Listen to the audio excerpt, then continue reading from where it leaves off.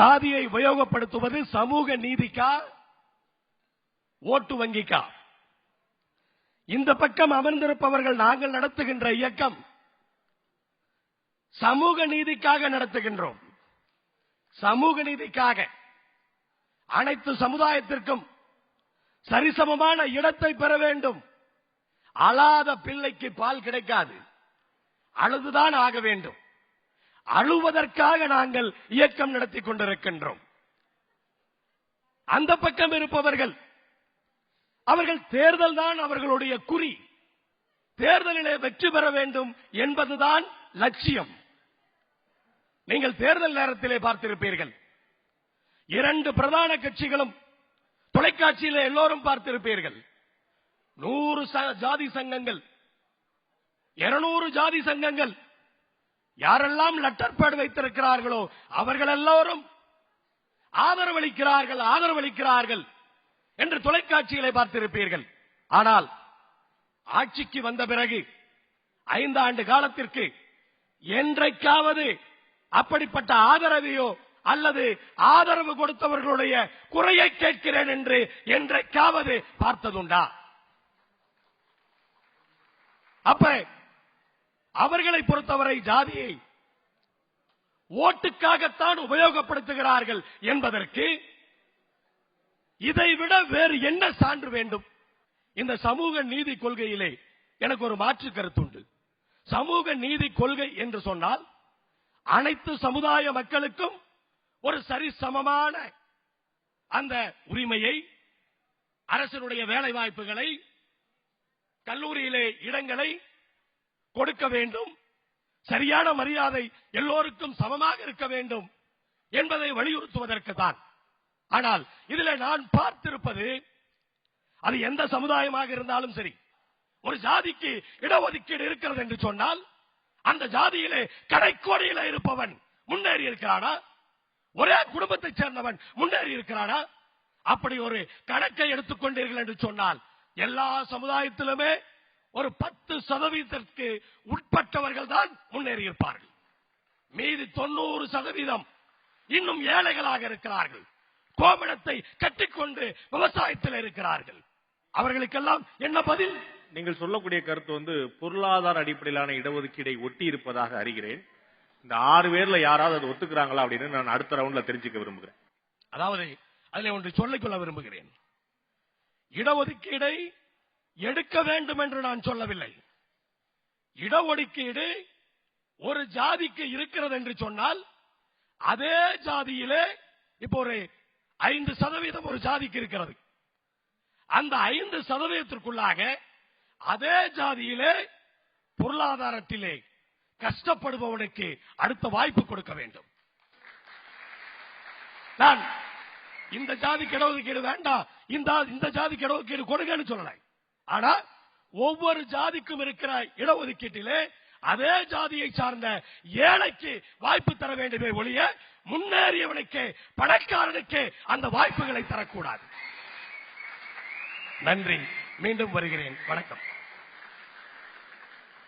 பொருளாதார அடிப்படையிலான இடஒதுக்கீடு என்பது சட்டத்துக்கும் சமூக நீதிக்குமான தொடர் போராட்டமாக இருந்து கொண்டிருக்கிறது.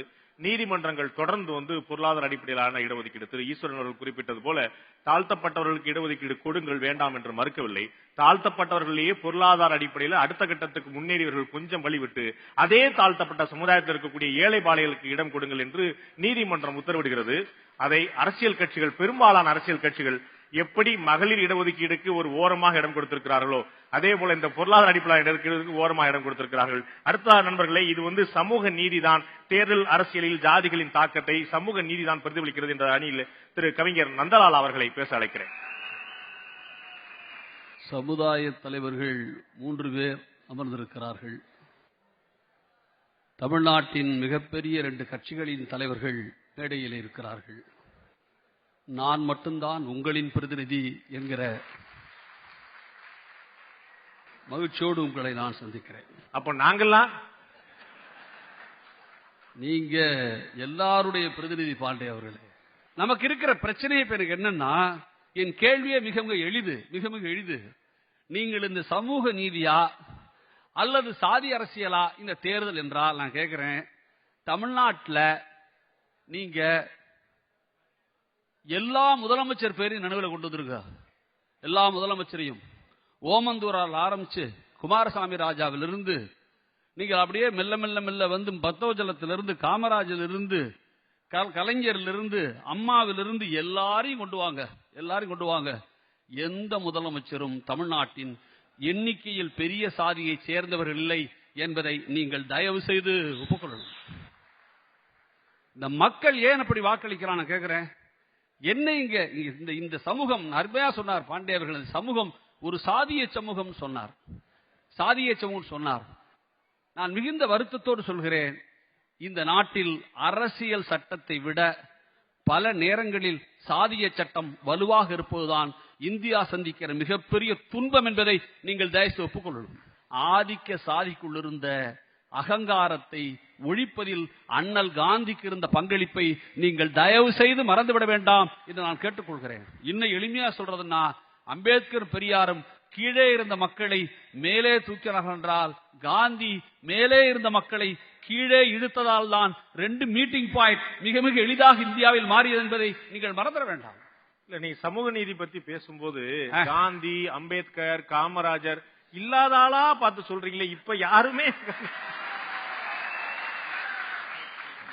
நானும் எங்கேயாவது ஒரு உதாரணம் இந்த பக்கம் வந்துருவீங்கன்னு பாக்குறேன். அம்பேத்கர் வந்தார், காந்தி வந்தார், பெரியார் வந்தார், காமராஜர் வந்தார். அவங்களுக்கு எல்லாம் பின்னாடி ஒரு கூட்டம் இருக்கு. நான் தன்னந்தனியா வந்திருக்கேன். நான் தந்தி டிவியை நம்பி, மக்களை நம்பி நான் ஊடு போய் சேர வேண்டாம் பாண்டே அவர்களே. இப்ப தெரிஞ்சிருக்கும் சமூக நீதியா ஜாதி அரசியலா அப்படிங்கிறது. இப்போதும் சொல்கிறேன் தமிழ்நாட்டில் சமூக நீதி தான் வெல்லும். எப்படி சொல்றேன் தெரியுங்களா உங்களுக்கு? சமீபத்திய அரசியல் நிகழ்வது நான் சொல்வதில் வருத்தப்பட்டுத்தான் சொல்கிறேன். தமிழ்நாட்டில் ஒரு மூத்த அரசியல்வாதி, தமிழ்நாட்டில் என்ன இந்தியாவிலேயே இன்றும் செயல்பாடோடு இருக்கிற அரசியல் தலைவர்களில் அவர்தான் மூத்தவர். 5 முறை தமிழ்நாட்டு முதலமைச்சராக இருந்தவர். நான் அரசியலே பேச போறதில்லை. கேள்வி வேறொரு கேள்வி, எனக்கு வேறொரு கேள்வி இருக்கு. அப்படி ஒரு அரசியல் கட்சி தலைவரை இன்னொரு தலைவரால் ஒரு நிமிடத்தில் சாதி சொல்லி பேச முடியுது. நான் என்ன சொல்ல புரியும் நினைக்கிறேன். எல்லாம் சொல்லிவிட்டீங்களே. நீங்க நல்லா புரிஞ்சுங்க. நான் நாகரீகமா பேசுறேன். நீங்க வந்து மக்கள் நல கூட்டணி அமைச்சிருக்கீங்கன்னு தெரியுது எனக்கு. என்ன ஒரு கூட்டணியில தள்ளி விடாம முடிக்க மாட்டார் போல இருக்கு. நடுவர் அவர்களே, என் கேள்வி வேறு. அவர் மனச்சான்றோடு மன்னிப்பு கேட்கிறார். நான் அதையெல்லாம் கொச்சப்படுத்த மாட்டேன். ஆனால் என் கேள்வி வேறு. இந்த மன்னிப்பை கேட்க வேண்டிய நிர்பந்தத்தை அவருக்கு கூட்டணி கட்சிகளே உருவாக்குகின்றன. இந்த சிந்தனை எங்கிருந்து வந்தது?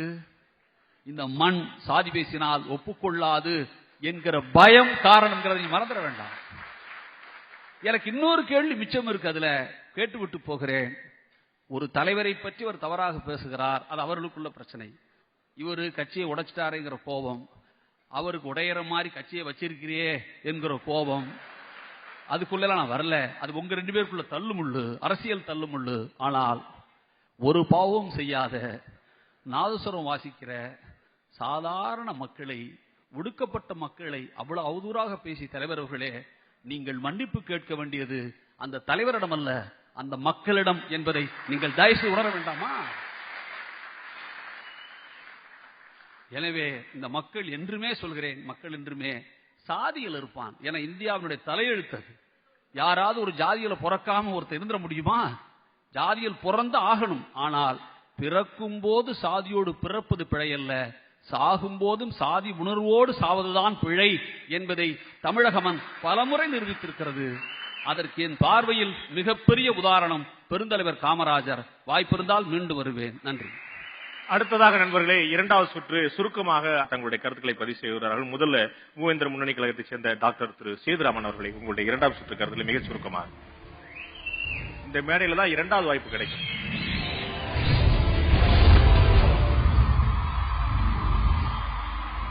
தமிழகத்தில் அம்பேத்கர் மட்டும் இல்ல, எங்க திராவிட கட்சியில தான் கொண்டு வந்துச்சு அப்படின்னு சொன்னாங்க. சட்டத்தில் இருக்கு, நடைமுறையில் இருக்கா? பக்கத்தில் பாப்பாவட்டி கீரிப்பட்டி கதையெல்லாம் உங்களுக்கு தெரியும். 15 வருஷம் தேர்தல் நடக்கல, ரிசர்வ் தொகுதி பஞ்சாயத்து தேர்தல். கீரிப்பட்டியில் நடக்கல, பாப்பாவட்டியில் நடக்கல. அது வெளியே தான் கலைஞர் போறாரு, பக்கத்தில் ஒரு 5-6 கிலோமீட்டர்ல போறாரு, தேனி பக்கம். புரட்சி தலைவி அம்மா அவர்களும் பறக்கிறாங்க அது வெளியே. நினைச்சாங்களா இந்த ஊர்ல ஜாதியை வச்சு 2 தேர்தல் நடத்த முடியாம இருக்கு? இன்னும் 2-3 ஊரெல்லாம் இருக்கு, புட்டக்காட்சி அதெல்லாம். நினைச்சாங்களா? இல்ல. ஏன்? ஓட்டு அரசியல். நீர் பூத்த நெருப்பாக இந்த 2 சமுதாயத்துக்கு இடையிலே வெறுப்பு இருக்க வேண்டும். அப்பப்ப சண்டை வரணும். பத்திரிகையாளர்களுக்கு, தொலைக்காட்சி நண்பர்களுக்கெல்லாம் தேனி, எல்லாருக்கும் ஒரு தேனி. அப்படி இருக்கையில் நாங்க தான் முன்னிஞ்சு ஒரு சமுதாய அமைப்பை சேர்ந்தவர்கள், ஜாதி அமைப்பை சேர்ந்தவர்கள் அந்த ஊர்ல போய் என்னையா காரணம், ஏயா தேர்தல் நடக்கல அப்படின்னு கேட்டா அது சொல்றான், சார் கஞ்சா பதுக்குறான் சார், தேர்தல் நடந்துருச்சுன்னா எல்லாத்துக்கும் எக்ஸ்போஸ் பண்ணிடுவான் சார். அப்படியா, சரி. பாப்பா வீட்டில் என்ன பிரச்சனை? கிட்டத்தட்ட அதே மாதிரி தான் சார். அந்த கலெக்டராக இருந்த சேதுராமச்சந்திரன் அவர்கிட்ட வந்து சொன்னோம், நண்பர்கள்லாம் இங்கே உட்காந்துருக்காங்க, சார் இந்த கஞ்சா வியாபாரிகள் தான் சார் இந்த தடுக்கிறான் 15 வருஷமா. அரசியல்வாதிகள் இன்ட்ரெஸ்ட் இல்லை சார், கமிட்டி போடுறாங்க, அவன் போய் என்னத்தை பண்ணிட்டு வந்துடுறான். வேணும்னு நடக்கக்கூடாதுன்னு நினைக்கிறாங்க அரசியல்வாதிகள். சமூக நீதியை நிலைநாட்டுறதில் அவங்க துணிச்சல் இல்லை. தம்பி திருமாவளவன்கிட்ட டீட்டெயிலாக டிஸ்கஸ் பண்ணோம். அண்ணே, நாங்கள் போய் ஆளை நிப்பாட்ட முடியாது, கொண்டு விடுவாங்க. நீங்கள் ஒரு ஆளை பிடிச்ச ஆளை நிப்பாட்டுங்க என்று சொன்னார்கள். நான் கணேசன் முக்கியத்தவர் பையன் இப்போ இறந்து போனார். அவரை பிடிச்சி, தம்பி ஒருத்தனை பிடிச்சிட்டு வாப்பா, வேட்புமனு தாக்கல் பண்ண வச்சோம். அந்த ஊரில் வச்சா தான் பிரச்சனை. நீ எங்கள் கட்சி ஆஃபீஸில் எங்கள் படுத்தாட. 1 வாரம் இருந்தான். திடீர்னு, அண்ணே ஊரை பக்கம் போயிட்டு வர்றேன் நான். என்ன ஆச்சு உங்களுக்கு தெரிஞ்சிருக்கான். போனவன் கிணத்துக்குள்ள செத்து கிடக்கிறான். வேட்புமனு தாக்கல் பண்ண கேண்டிடேட் சமூக நீதியை நிலைநாட்ட வேண்டும் என்று நினைத்த எங்களுக்கு, ஏய் நீ யாரே சமூக நீதியை நிலைநாட்டுறது என்று ஆளும் கட்சியும் ஆள இணைக்கும் கட்சியும் கேட்குது. என்னால் ஒன்றும் பண்ண முடியல.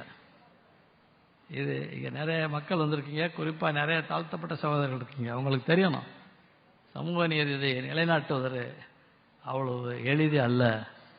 இந்த சிஸ்டம் இருக்கிற வரைக்கும் திரு திருமாவளவனோடு சேர்ந்து செயல்பட முடிந்த டாக்டர் சேதுராமன் அவர்களால் ஏன் கதிரவனோடோ வாண்டையாரோடோ மற்றவர்களோடோ ஏன் சேர்ந்திருக்க முடியவில்லை அப்படிங்கிற கேள்வி,